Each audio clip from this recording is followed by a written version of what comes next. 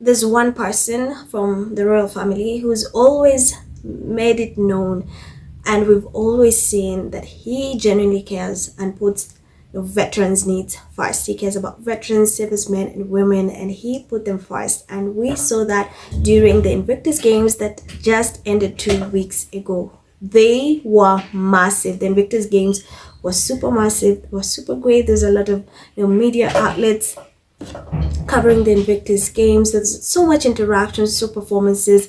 It was such a massive success, and we were so proud to see what Harry has been able to accomplish with the Invictus Games.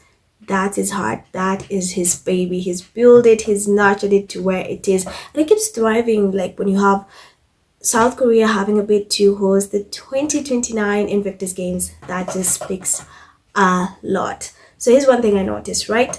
During the Invictus Games that took place in Vancouver, Canada, like they ended up about 2 weeks ago, if I'm not wrong, that took place. Here's what happened, right? I noticed that some outlets were, having interviews with the Duke of Sussex, Prince Harry, and I noticed some of the outlets were Hello Magazine. There was, local Canadian broadcasters, and we also had the People magazine who did, exclusive interviews with the Duke of Sussex. Now, it just came to my attention that US Weekly also had an interview with him, and it just came out, and he made sure to remind us in his interview that his wife, the Duchess of Sussex, Meghan Markle, has been part of the Invictus Games. She's been supportive of the Invictus Games since 2016. So Meghan was in Canada, Vancouver, to support her husband Harry during the Invictus Games, and people did not like that. They felt she was there to steal the spotlight. She was creating attention. She was pretending it was a Meghan Markle show. It was an Oscar show. She's just doing, it was PR. She's touchy. People did not like that she was there. But I'm glad the one person, the one that, melts her heart, brings so much sunshine into her life, was really happy that she's been super supportive. And he made sure to remind us that his wife has been part of the Invictus Games for a very long time, and he appreciates his support. So here's what US Weekly, the exclusive from the US Weekly magazine with the founder of the Invictus Games, the Duke of Sussex, Prince Harry. So no regrets. The Duke is now a decade older since he launched the first games in 2014, and tells us weekly exclusively he has no regrets. Today, I have the benefit of hindsight and experience, but I wouldn't change any of it, except still wishing there were no need for the Invictus Games.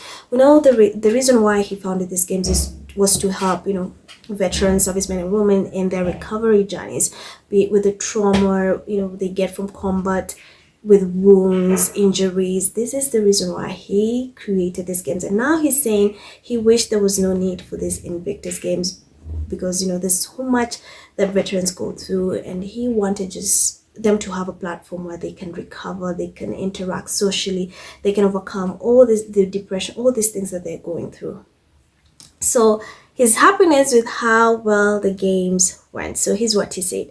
During our chat, which took place after watching his beloved Team UK defeat Team Nigeria during a sitting volleyball semi-final on February 15th, Harry explained, "I'm just grateful for the display that they're putting on and for being the humans that they are." The Royal also told us about connecting with other do-gooders. "I was sitting with a couple of new friends of mine from Ukraine Superhumans Center, where they're literally putting people back together, prosthetics, psychological support.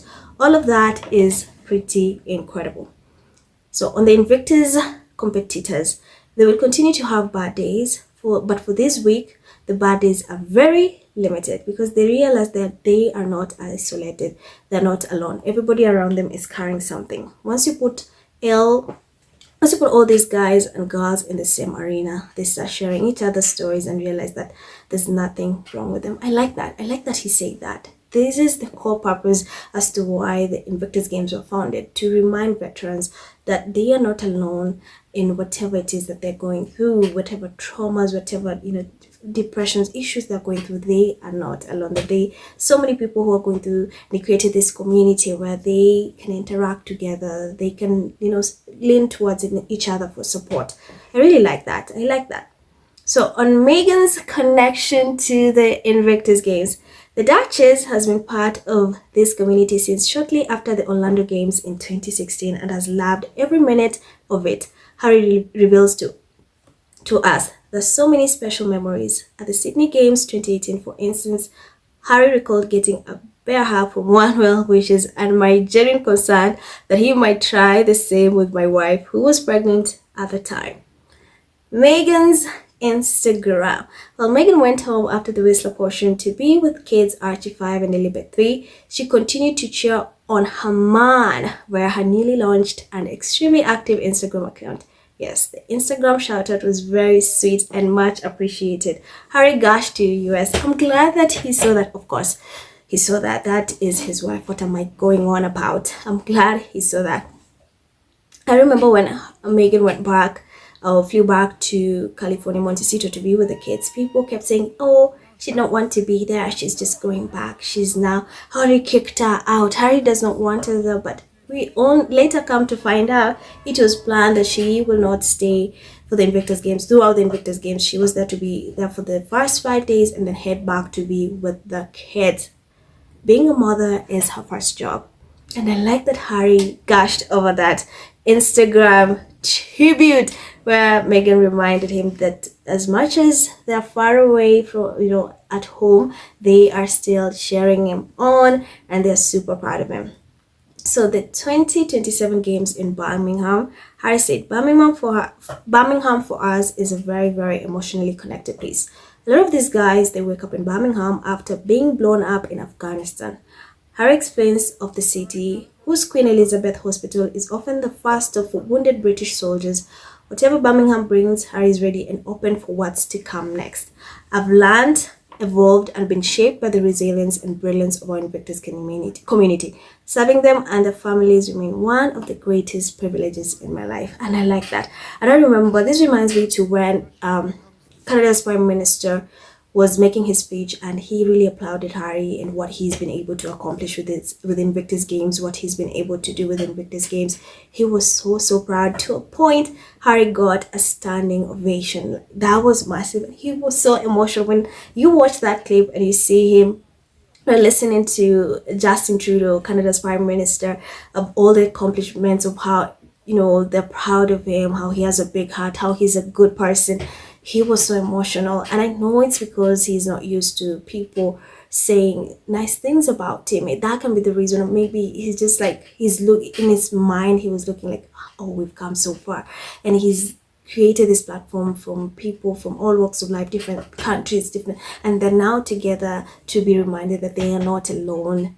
That is phenomenal. And he was so emotional. I just remembered about that moment, and I know a lot of people are proud of him. I am proud of him. I'm proud that he has such a strong support system from friends, like even the Canada's Prime Minister. He had support from some of friends who came to perform at the opening and closing ceremony. We had Michael Bublé, we had Katy Perry, we had Nelly Furtado, we had Coldman's, Chris Martin. There's so many people who showed up to support him, and of course fans from all over the world who tuned in to watch and cheer on their countries, cheering on their veterans, which was amazing. And I'm glad it was a success, even despite the attempt from William, the royal family, King Charles, to sabotage.